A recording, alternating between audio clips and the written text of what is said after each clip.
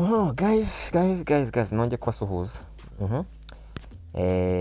Narebye ndavuga ati video nakoze wabongeraho kano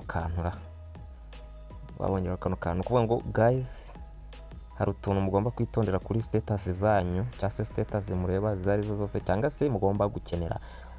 Ni ukuvuga ngo guys, ni ukuvuga hari abantu batazi uburyo bwo kuvuga ngo status nayivanaho gute, sinzongere kureba status z'uyu muntu ko zimbangamira cyangwa se ko zijya ibintu nk'ibyo ko ntazishaka. Ubwo turibanda kuri utu tuntu tubiri nk'uko mubibona. Guys, nitwo turi bwibandeho. Ni ukuvuga ngo iyo ukanze kuri aka kambere kanditseho height, ni uburyo bwo guhisha status. Height, uburyo bwo kuzihisha. Ngo ariko izo uhisha ni za zindi zitari zawe, ugomba kuzihisha mu gihe wumva ko udakeneye kureba za status za wa muntu, urazihisha ku buryo yazajya apostinga ntuzongere kumenya ko yapostinze. Aka kabiri rero ni aka kanditseho report.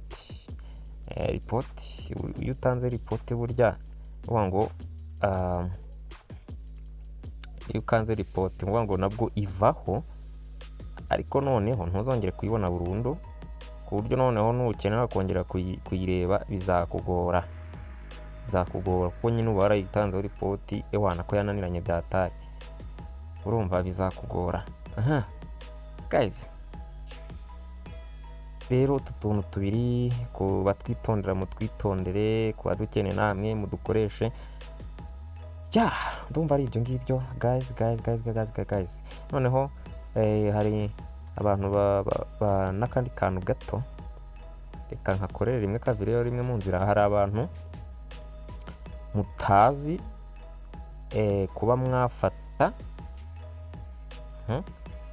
mwafata intuze status y'undi muntu yapostinze akavideo cyangwa se akavideo cyangwa se akanana agafoto, ariko ukaba ugakeneye, noneho uburyo bwo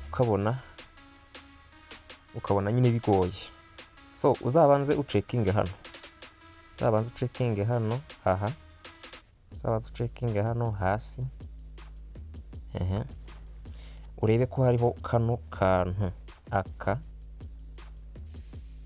urebe ko gahari. Ntuzite ku bya kari agatima, ahubwo uzarebe kano utu fresh tubiri. Nubona duhari uzadukirikaho direct, izahita ijya kuri status yawe nkuko yayishyizeho n'ibyo yayishyizeho byose, aba amagambo cyangwa se buri kantu kose. Ubwo ni nkaho uzaba ukoze copy paste. Iyo ushaka bahita bakubwira amagambo ukayahindura, ubwo iyo yahinduye ntabwo nta kibazo, ariko ni ukuvuga ngo itiba copy paste, muri make ihita yishyira kuri status yawe. Ubwo ikindi nakwereka ni ukuvuga ngo nukabura bizaba bimeze gutya, uzasanga hano hibereye agatima gusa. Ubwo iyo ngiyo ntabwo uzaba wemerewe kugira ute kuyipostinga cyangwa se nawe kuyikopiya ngo uyishyire kunuza cyangwa se ngo wayiha undi muntu. Ahubwo nuvuga ngo mu gihe kari hano, uzasanga hano hejuru hariho icyo bise forward. Ushobora kugafata uvate ngo mbese ko naba ngashize status, ubwo naba nkabitse muri telefone. Noneho ni ukuvuga ngo nukenera kukabika muri telefone udakeneye kugashyira kuri status zawe, uzahita ukanda hano kuri forward to. Iyo ukanze kuri forward to, nabwo bahita baguhitisha amahano ugomba kukohereza cyangwa se umuntu ugomba kugaha. Wibuke iyo ukoze forward bahita baguhereza ama contract menshi, hazamo n'iyawe nkwibutse n'abakubwira ngo rero nawe ushobora kuyoherereza ikajyamo ukaba wabibika muri telefone. So guys, turi kumwe n'izindi video, bibutse gukora subscribe kandi n'abatarazikora n'abazikoze nabo turabashimiye. Ubwo turi kumwe, bye bye.